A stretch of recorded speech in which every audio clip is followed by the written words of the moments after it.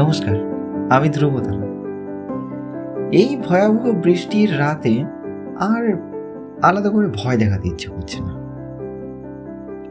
আজ একটু অন্য ধরনের কিছু হয়েছে। আজকে আপনাদের একটা গল্প শোনাবো, যেখানে একজন প্রেমিক আছে যে কবিতা লেখে, আর হোয়াটসঅ্যাপে ওটা সেন্ড করলেই তার প্রেমিকা তা না দেখে ঘুমিয়ে পড়ে। আবার যেখানে যখন আই লাভ ইউ বলা হয় তখন না, ওটা গল্পে শুনবো। তবে শুনতে থাকুন আমাদের আজকের গল্প, সুমন পালের লেখা প্রথম দেখা।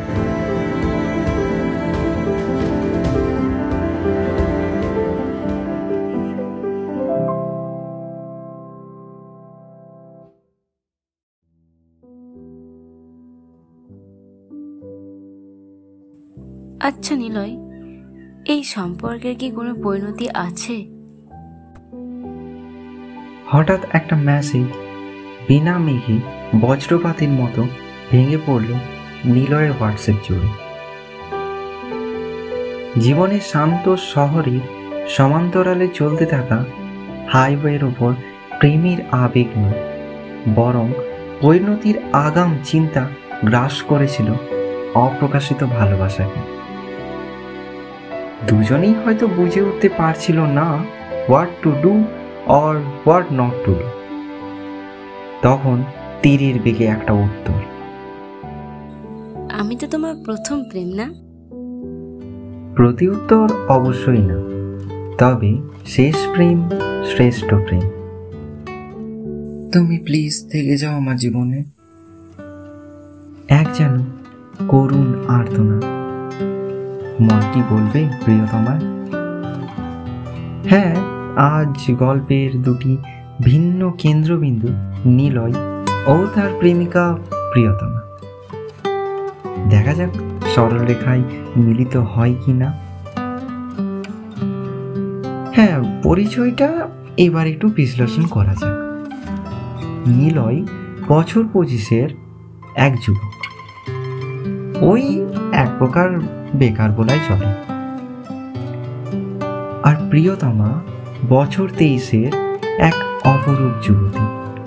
সৃষ্টিকর্তা সমস্ত সরলতাকে যেন তার মধ্যে উজাড় করে দিয়েছে। যদিও প্রিয়তমার মনে তার নিজের রূপ নিয়ে যতটা সংশয়,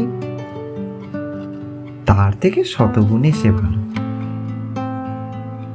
তবে এরপর আপনাদের মনে প্রশ্ন উঠবে, তাই তো নিলয় আর প্রিয়তমার পরিচয়টা কিভাবে? না, মিরাকেল না, বন্ধুত্বের অতি প্রকৃতি আর কবিতা যাপন নিলয়কে পৌঁছে দিয়েছি প্রিয়তমার হোয়াটসঅ্যাপে। নিলয় আর প্রিয়তমার পরিচয়টা নিলয়ের বন্ধু অভির হাত ধরে। তবে একটা কথা কি জানেন? Faith makes its destiny in life. হ্যাঁ, নিলয়ের সৌভাগ্য স্রোতে তার শেষ প্রেমটা সঠিক মানুষের সাথেই হয়েছে। তবে প্রথম না হওয়াতে অনেক সংশয়, অনেক টানা পড়ে লেগেই থাকে। কিন্তু not a tragedy. Tragedy is over. প্রিয়তমার সারল্য মন শ্যাডো লাইনের মতোই এক অতি প্রকৃত বন্ধন। সত্যি আফসোস হয় নিলয়, প্রিয়তমা তার জীবনে আগে কেন এলো না? হয়তো এটাই ডেস্টিনি।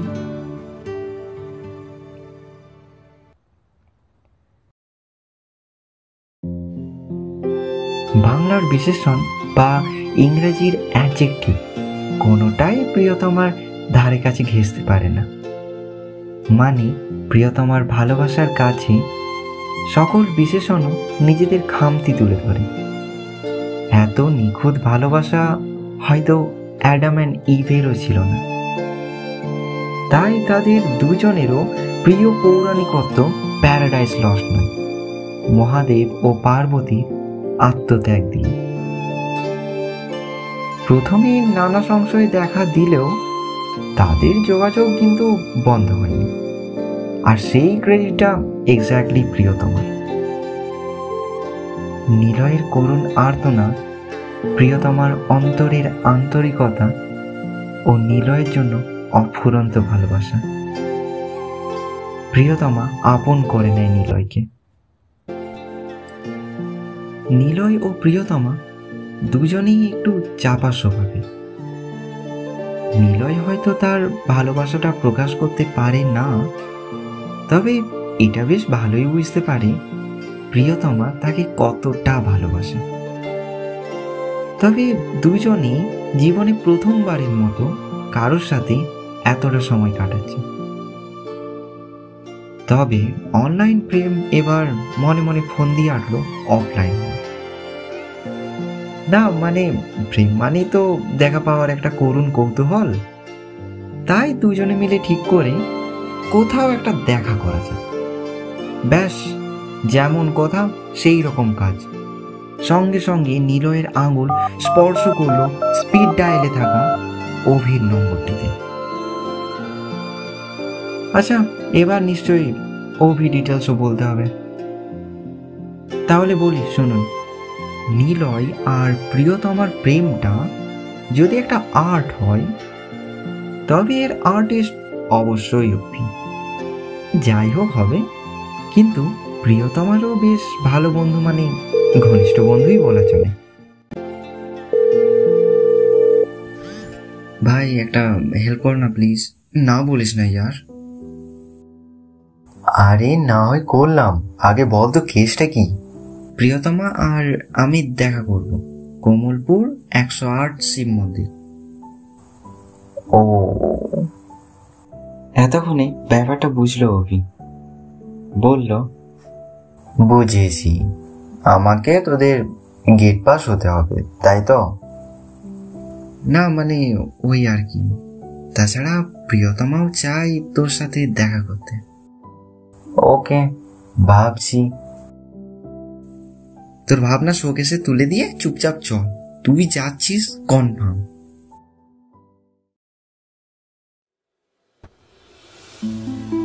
সময় বয়ে যায় স্রোতের প্রায়। অবশেষে উপস্থিত হয় সেই মহেন্দ্রক্ষণ। কথা মতো সকাল 8টার ট্রেনে চড়ে নিলয়ের অভি পৌঁছে গেল বর্ধমান শহরে। চেনা শহর স্মৃতির রাংতায় মুড়ে দিয়েছে ততক্ষণ। নিলয়ের আর যেন তর সয় না, অপেক্ষার প্রহর গুনতে থাকে সে। অবশেষে প্রিয়তমা এলো। তিনজনই গন্তব্যে পৌঁছানোর জন্য টটোকেই মাধ্যম হিসেবে ব্যবহার করল। টটোতে অভি আর নিলয় বকবক করছে। প্রিয়তমা সেখানে নীরব শ্রোতা। সে যেন লজ্জা ভেঙে আর কথাই বলতে পারছে না। তবে গন্তব্যে পৌঁছে প্রিয় ঝিলটার ধারে বসলো তিনজন। পুরোটা নীরবতা ও লজ্জার পরিপূরক অবস্থান রূপে অতিবাহিত হতে লাগলো সময়। হঠাৎ লজ্জা দূরে সরিয়ে নীরবতাকে ভেঙে দুটো গলা প্রিয়তমার সামনে তুলে ধরল নিলয়। কাঁপা কাঁপা গলায় বলল, আই লাভ ইউ। উত্তর এলো, থ্যাংক ইউ। না না, হাসবেন না, এতে হাসার কিছু নেই। লজ্জার কারণে ফট করে মুখ থেকে থ্যাংক ইউ বেরিয়ে গেছে জাস্ট। তবে খুব স্বল্প পরিষ্কারভাবেই যেন একটা শব্দ শোনা গেল একটু পরে, সেম টু ইউ।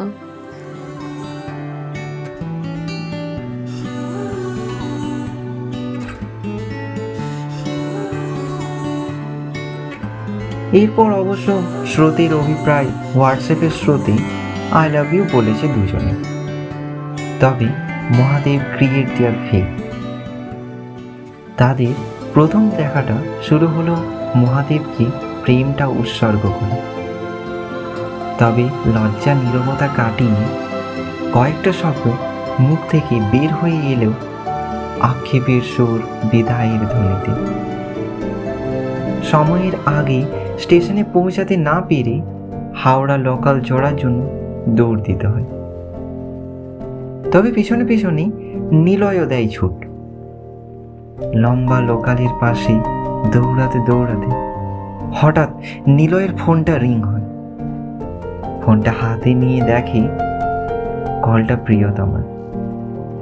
সেই জন্য মোবাইল থেকে বাইরে বেরিয়ে গেটের কাছে এসে হাত নেড়ে ডাকছে। হঠাৎ ট্রেনের হুইসেল, দুজনেরই মন যেন ভারাক্রান্ত। হাত নাড়তে নাড়তে প্রিয়তমা বিদায় জানায় নিলয়কে। নিলয়ও হাত নাড়ে।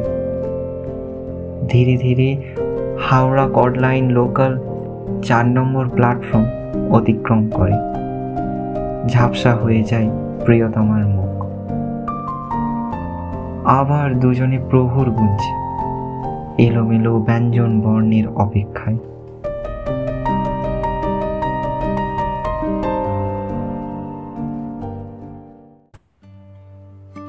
প্রথম দেখা কখনো কাব্যিক হয় না, কিন্তু তার স্মৃতি সবসময় কবিতার মতো থেকে যায়।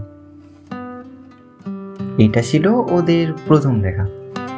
সব কথা বলা হয়নি, সব আবেগ বেরও হয়নি, কিন্তু চোখে মুখে চুপচাপ ভালো লাগাই সব ছিল। বিদায়টা যেন ঠিক বিদায় না, একটা নরম প্রতিশ্রুতি যে আবার দেখা হবে। আচ্ছা, আপনাদের কখনো এমন মনে হয়েছে যে মানুষটা হয়তো কিছুই বলল না, তবুও আপনি বুঝে গেলেন সে আবার আসবে?